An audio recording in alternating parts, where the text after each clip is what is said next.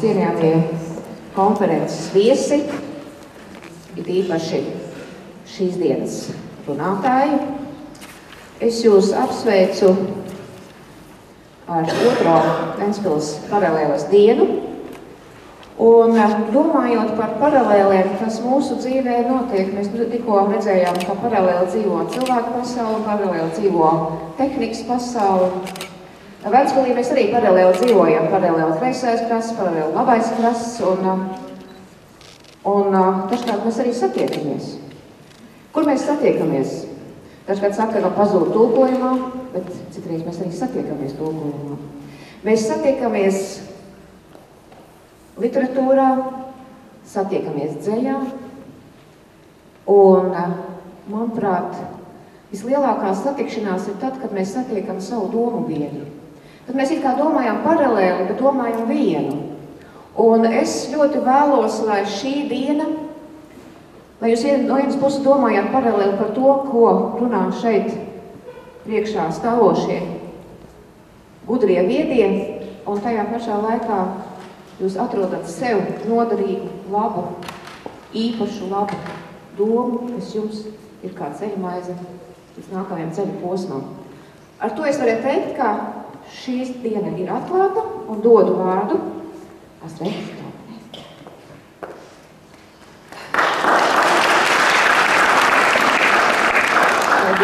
Paldies par vārdu došanu. Man ir prieks vadīt šo konferences rīta cēlienu, kurā mēs pabeigsim runāt par tām tēmām, par kurām mēs runājām vakar, un turpināsim jaunu tēmu. Faktiski šī dienas pirmā daļa būs kā tāds tilts starp vakardienu un šodienu, kā tilts starp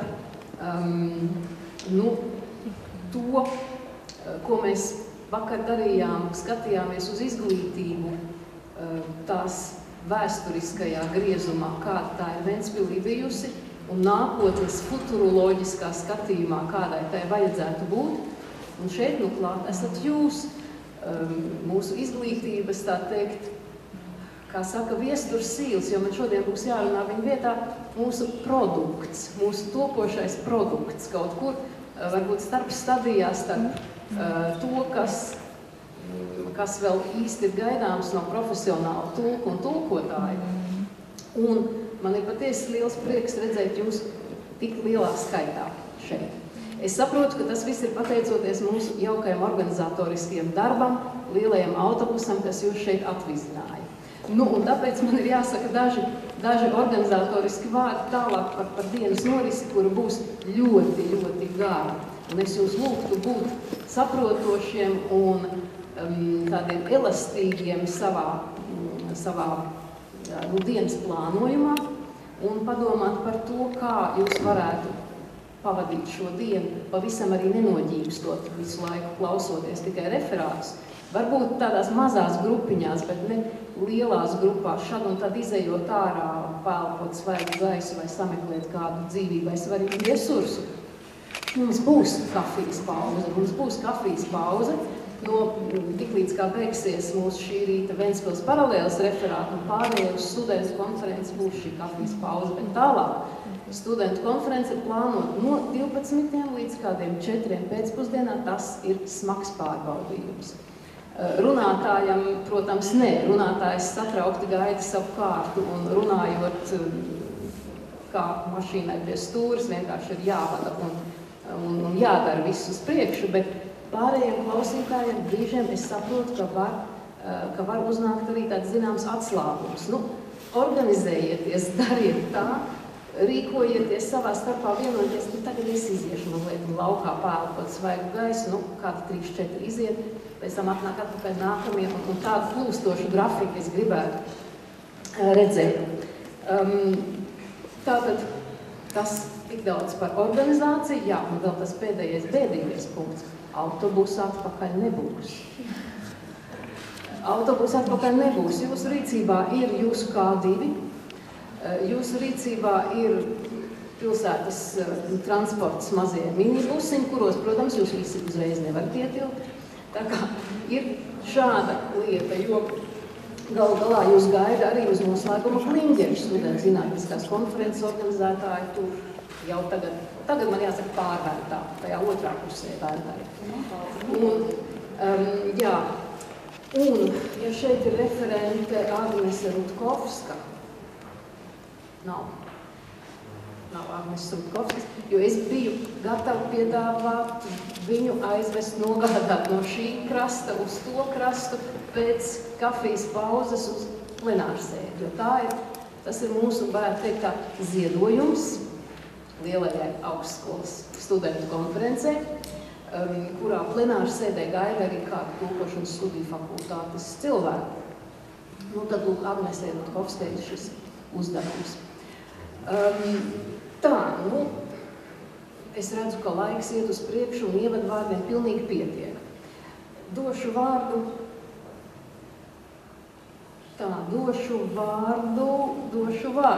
jā, bet man ir jāpiesaka runātāji. Un kāpēc mēs lūdzām Ievu Kolmani būt šeit šodien un uzrunāt mūs, un tīpaši kā pirmo runātāju, jo mūsu tēma ir tulkošana šodien, un viņi runās par tulkojumu kā pratumu. Kāpēc Ieva Kolmane? Tāpēc, ka viņa ir godpilnā mūsu pirmās Ventspils paralēlas konferences dalībniece, kad mēs pirmo reizi uzsākām šo projektu, un kur Ieva Kolmane runāja par metafora Kronbergs.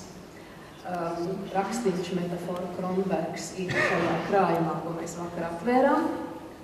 Un Maijas Baltiņas, mūsu iedvesmotājas, vārdi bija tādi, ka mēs, kā jau labā literatūrā pieņemts, mēs veidosim tādu riņķa kompozīciju. Tie, kas bija pirmajā konferencē, būtu ļoti jauki, ja viņi būtu arī šajā. Nu tad lūdzu, Ieva, nāciet ar tulkojumu kā pratumu.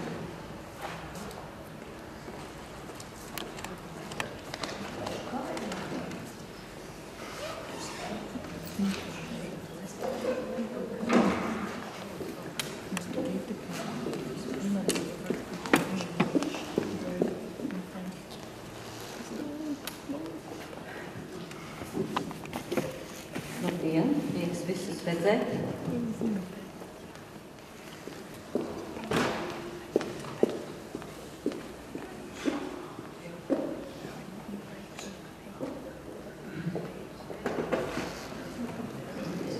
Mēģināšu izstāstīt to, kā es esmu tulkojis savu uzdevumu šodien. Un vispirms neliels ekskurss tulkojuma konceptualizācijā. Tas ir, kā mēs tulkojumu domājam. Un tad pirmais jēdzienu ķekars vai čumurs vai lauks ir translācija, vai pārcēlums, pārlikums vai metafora, un tas ir tāds tradicionālākais skatpunkts, bet varbūt tāpēc, ka senākais. Kas vieno visus četrus vieno ideja, ka notiek pārcelšanās no kāda punkta A uz punktu B, kaut kas, kas bijis kaut kur, tiek pārnests neskur pavisam citur.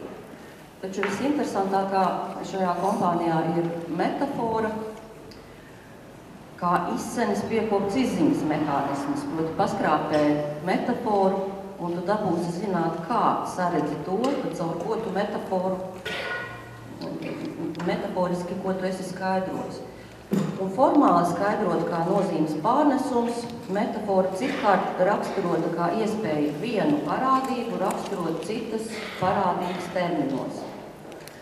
Piemēram, neko daudz nezinām par laiku, tad vaicājam, kas tas ir.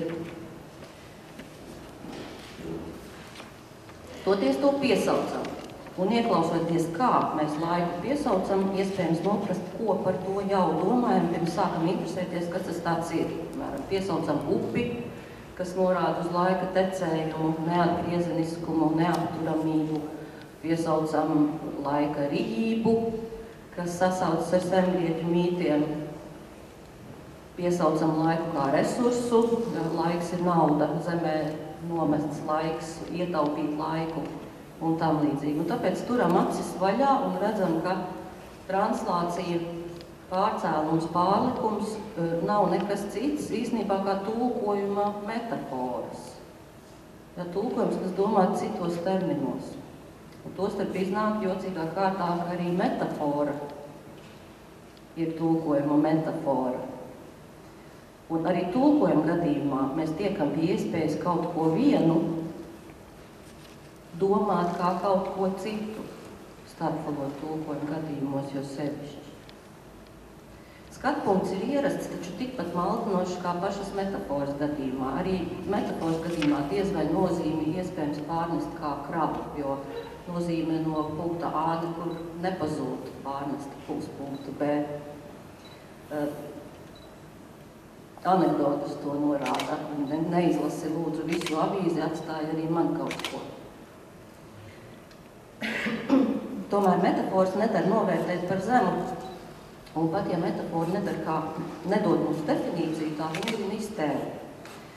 Un pirmajam čumuram mēs varam pateikties par tik jaukajām redzes un domu gleznām, kurās tulks un tulkotājs mums atklājas kā tilts, kā prāmis, kā pārcēlājs.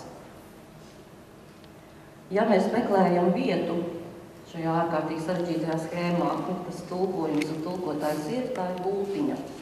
Tas ir filtrs un bieži vien neredzams. Tas ir filtrs, kas laiž sev cauri nozīmes. Un, ja patīk mūsdienīgāks, tomēr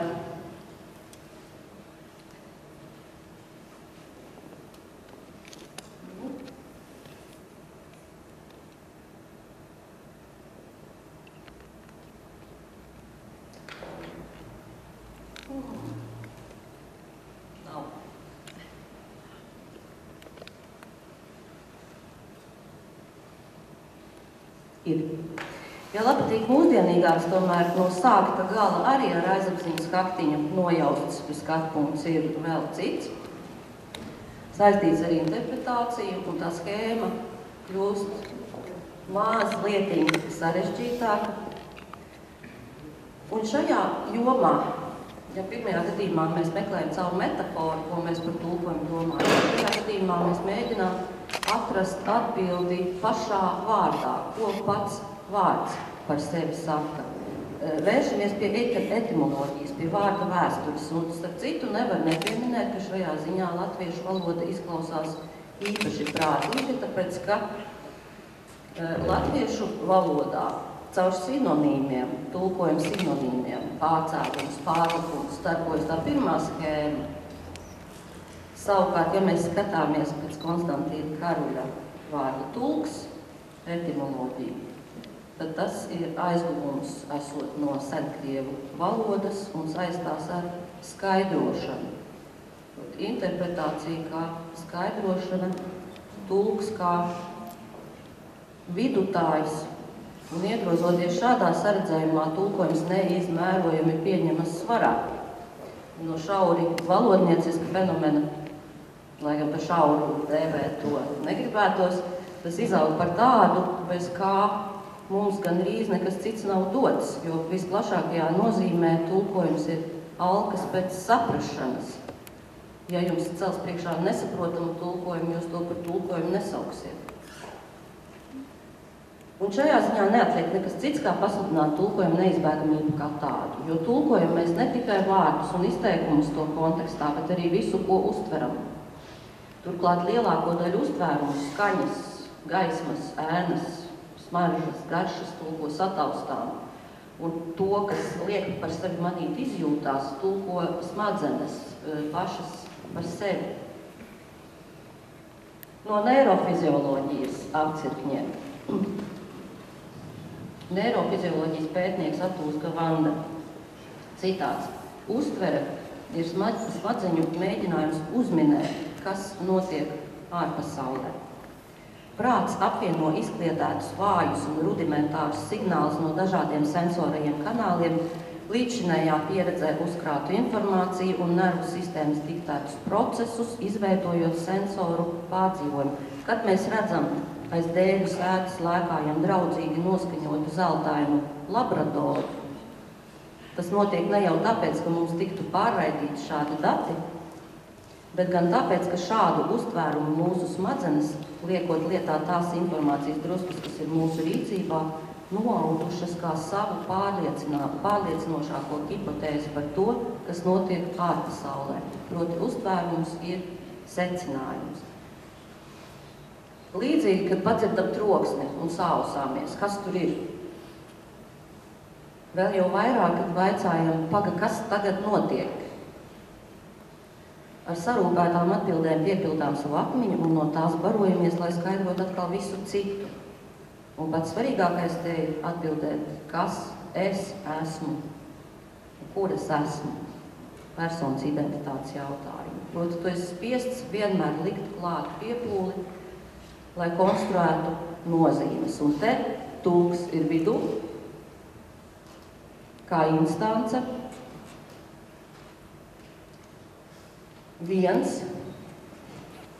ik viens no mums ir viens, ar visu to, ko esam līdz šim zinājuši un sapratuši, un mums visapkārt ir it kā no bieza, nelīdzena stikla izpūsts individuālās pieredzes burbulis, un tad iekšā esam un pūlamies saskatīt, kas tur ir ārā, lai izstāstītu to citam tādam pašam burbulim. Ja pieredze ir daudz maz kopīga, šo to var saprast līdzīgi, bet diez vai identiski. Turklāt to jau nemaz nevar pārbaudīt.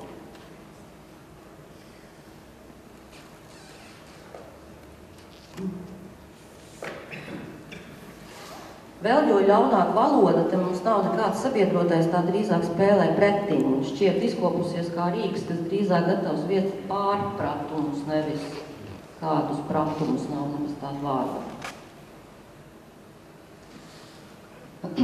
Maza daļa iz homonīmijas piemēriem.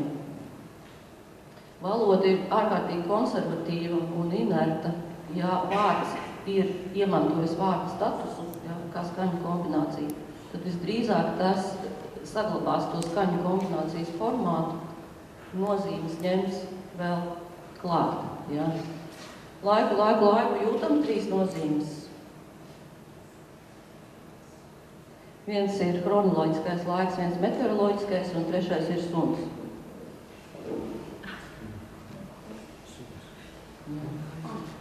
Tātad viņš liekas, liek darbības vārds un liekas īpašības vārds. Un gribu jau vieglāk. Gribētu un vieglāk. Ja. Un tas pats izteikumu līmenī, sintakses līmenī. Atliek mazliet neuzmanīgi savirknēt teikumus, un mēs izteikumā Zebrenē atklājuši jaunu Eiropā pirmo bīstamo atkritumu poligonu. Izmantojam Wittgensteina truša pīles variantu, lasiet kā gribat bīstamie atkritumi vai bīstamais poligons. Proti nepalīdz valoda, tas ir tas, kas jādara mums. Tāpat kā ar to franču. Minētajiem nav nekāda sakara ar to, kādā laikmetā mēs dzīvojam. Un drīzāk ar to, kā mēs esam iekārtoti un ko mainīt nemaz nav mūsu spēkos. Un tagad par to, kas varētu būt aspekts tulkojums mūsdienās.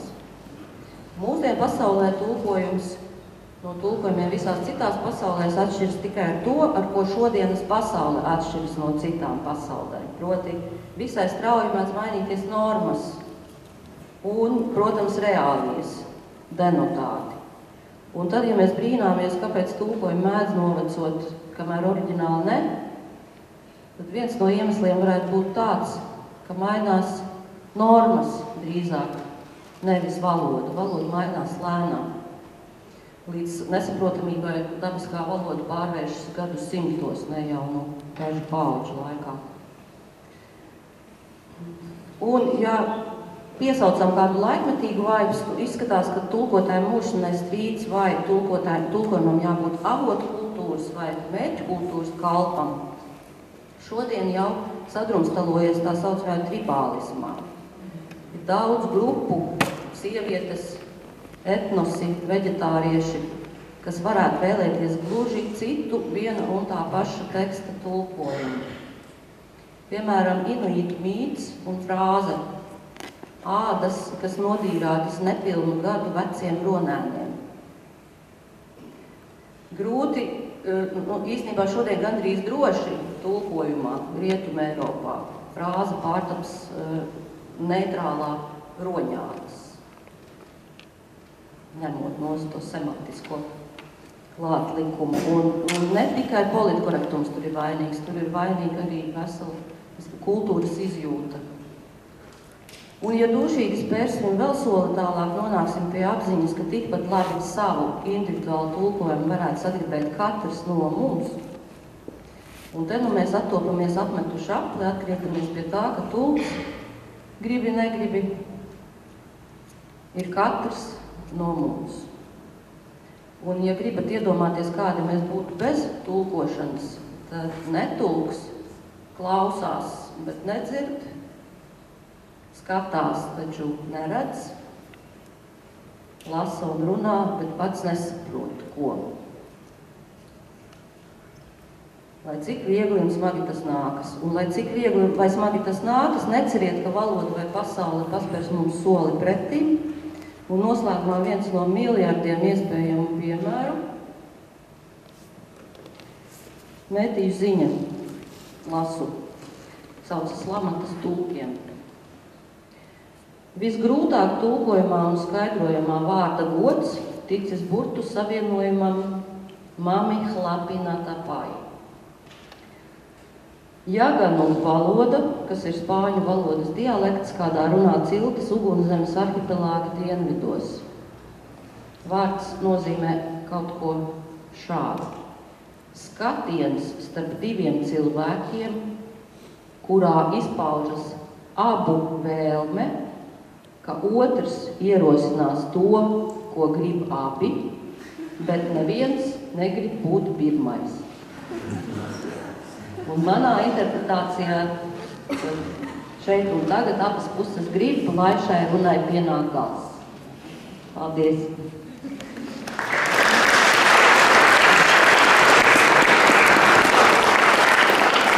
Paldies par perfekto, izsmalcināto un mūsu garu ļoti barojošo priekšlasījumu. Ventspils pamazām kļūst par tulkotāju un tulku pilsētu. Es redzu, ka jūsu ir daudz. Un mēs gadu gaitā esam jau saražojuši arī krietni daudz tulkus un tulkotājus, bet ir tādi tulku un tulkotāji, kas pastāvīgi, mainīgā sastāvā, bet pastāvīgi dzīvojas Ventspils pašā centrā, starptautiskajā rakstnieku un tulkotāju mājā. Un, ja nu ir cilvēks Ventspilī, kurš ļoti labi zina, ko tulkotājs ēd, no kā viņš dzīvo, kāds ir viņa dienas režīms un visus teiksim, iespējamos atgadījumus, kas viņa dzīvē var gadīties, tad tā ir Andra Konsta. Un es dodu vārdu starptautiskās tulkotāja, rakstnieku un tulkotāja mājas direktorai Andrai.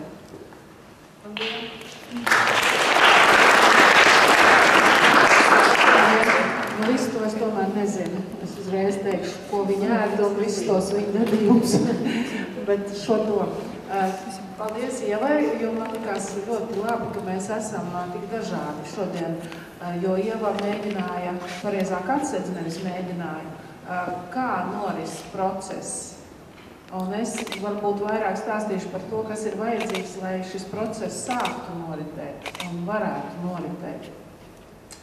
Sākumā domāju, ka esmu jau diezgan daudz stāstījusi par starptautisko rakstnieku un tulkotāju māju, un varbūt tas nemaz tik ļoti vairs nav vajadzīgs sākt vēl apnikt, bet tā kā šeit ir tik daudz jaunu seju un kontingents tomēr mainīgs, tad tādiem īsiem soļiem pārsoļošu mājas vēsturei.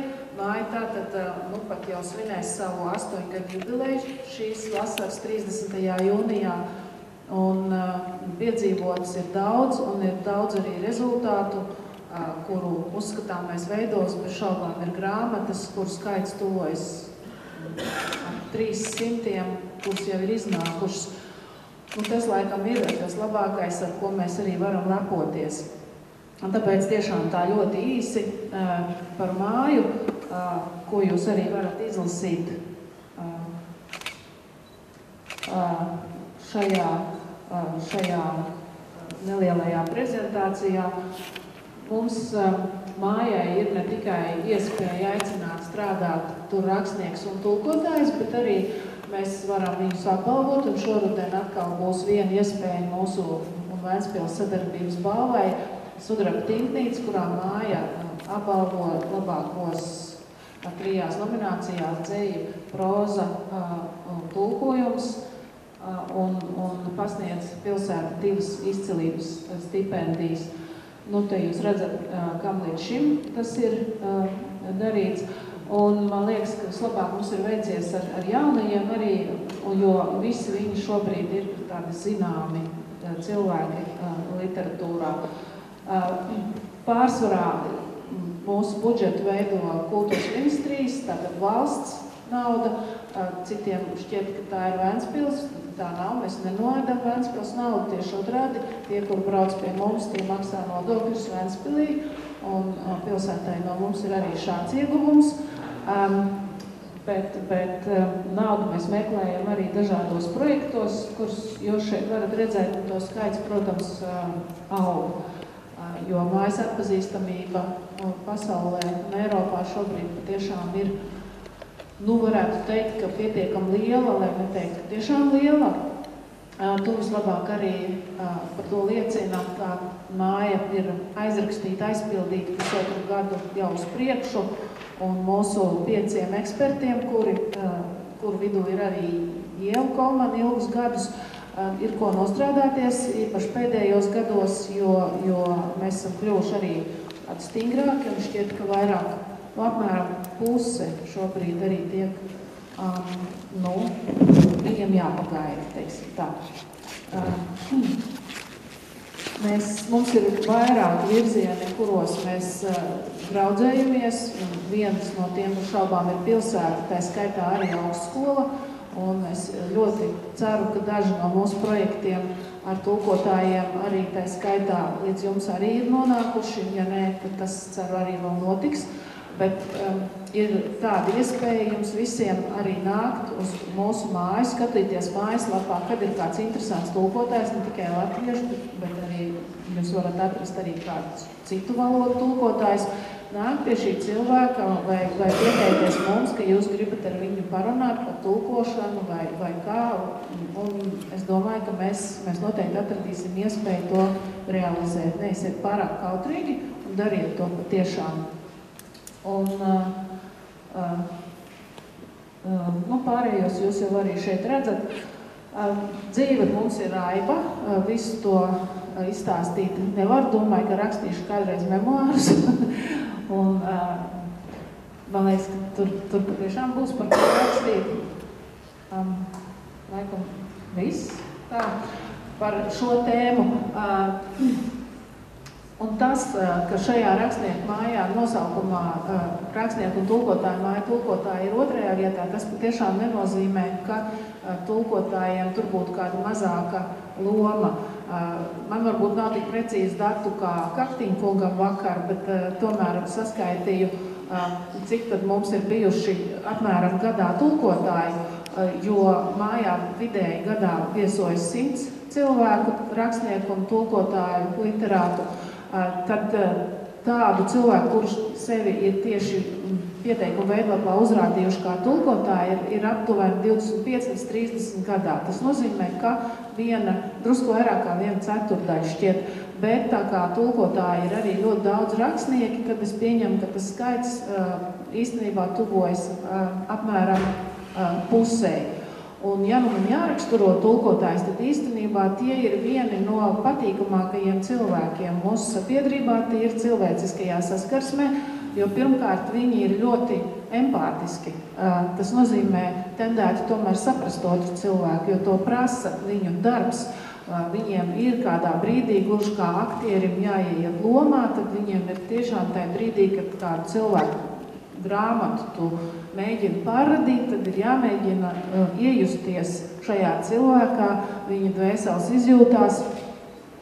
Tas, protams, nemaz nav viegli, un šis process notiek patiesībā visu laiku, tāpat kā visu laiku notiek tie vulkāniskie pārradīšanas mehānismi, un mūsu mājā ir strādājušas mūsu man liekas, tāds ļoti izcils tulkotājs, gan Maita Grīnberga, gan Dace Meijere, gan Silvija Brice, gan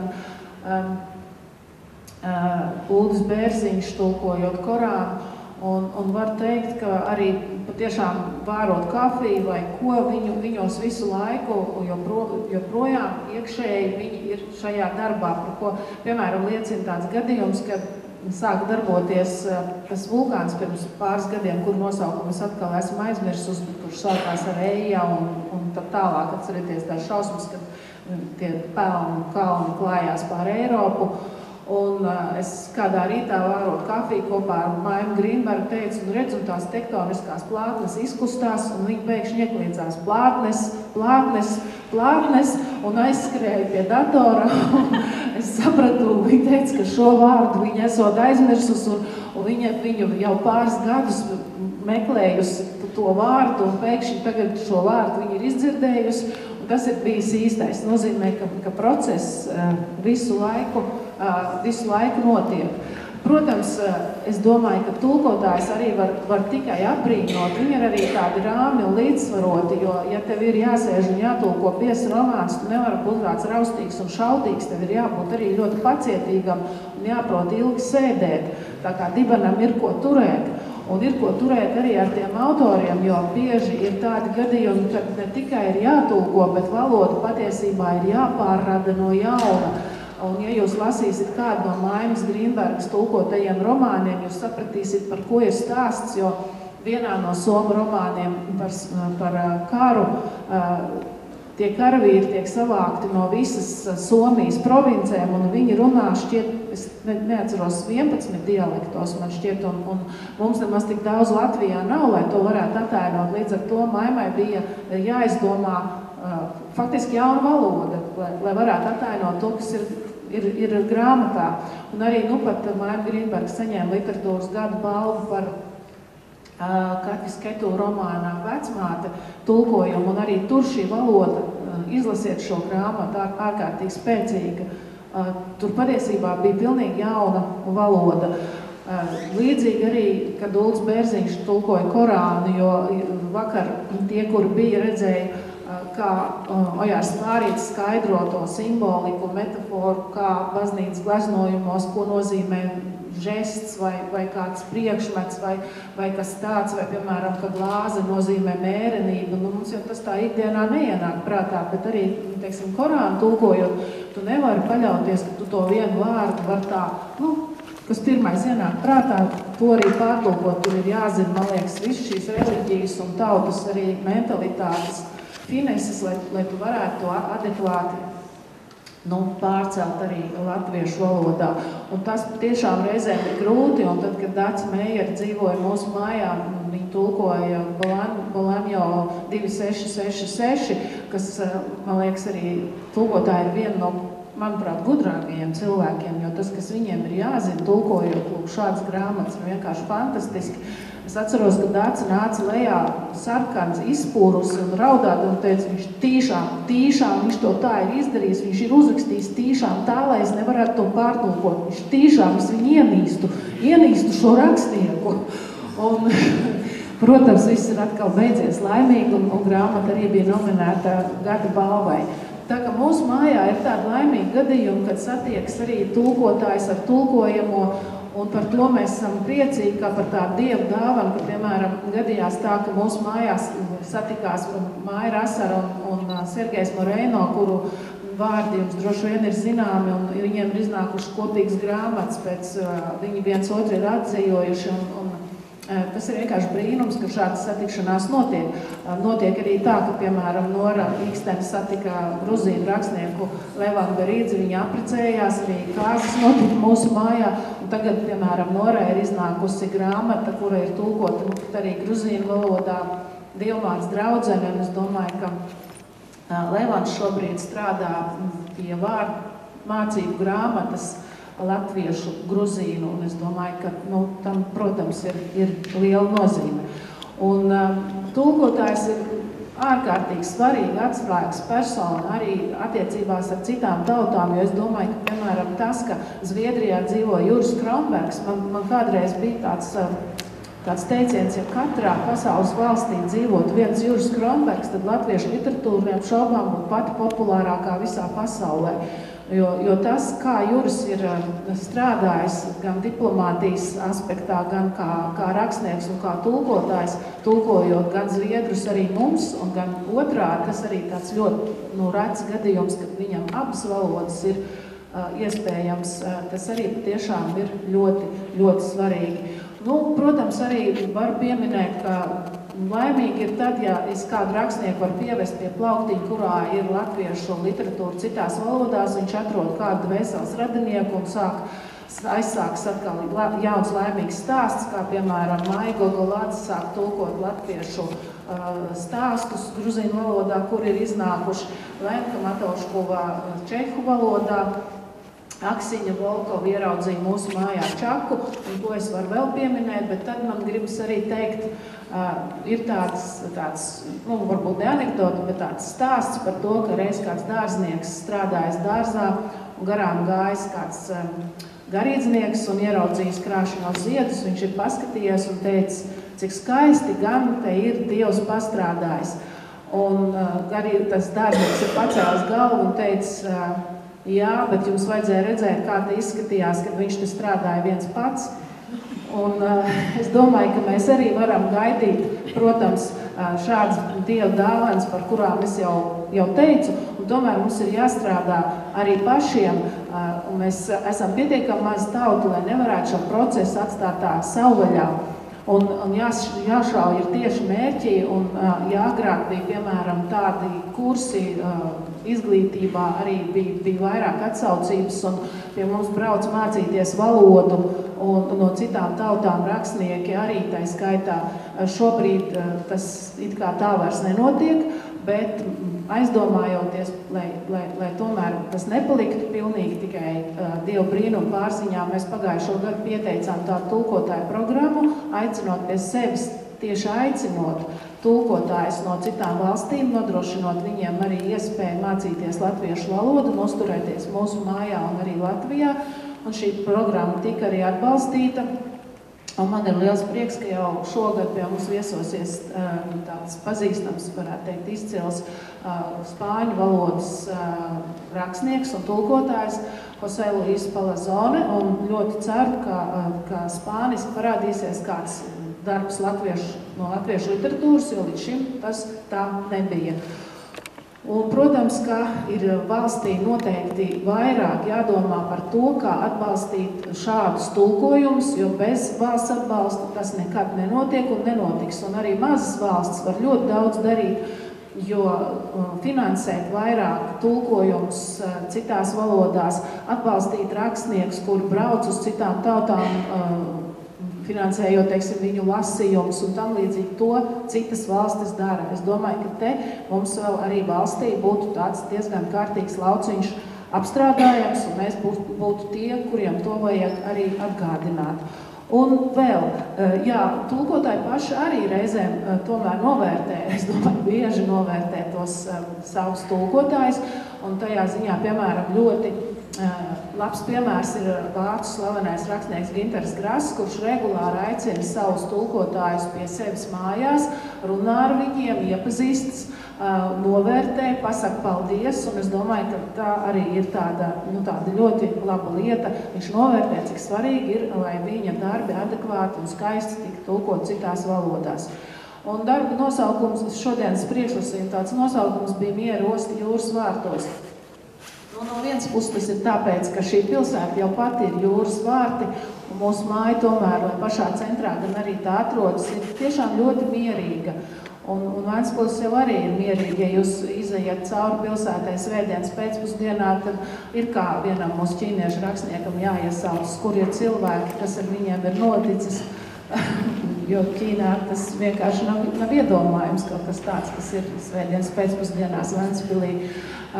Tomēr mūsu mazais dārziņš aiz mājas, kā pašā centrā, acīm redzot, ir arī šī miera osta. Un varbūt tas ir arī tāds brīdis miera pašam rakstniekam, tulkotājam, tāda jūras vārds sajūta viņā pašā, pirms šis darbs aiziet, kā mēs latvieši sakām, aiziet jūriņā. Jo tālāk tavs bērns ir atrāvies no rokas, no tevis, un viņš ir aizgājis. Tā kā mēs centīsimies, lai mūsu māja būtu šī miera osta, un lai būtu iespēja noritēt visiem tiem smalkajiem procesiem, par kuriem stāstīja jau. Paldies!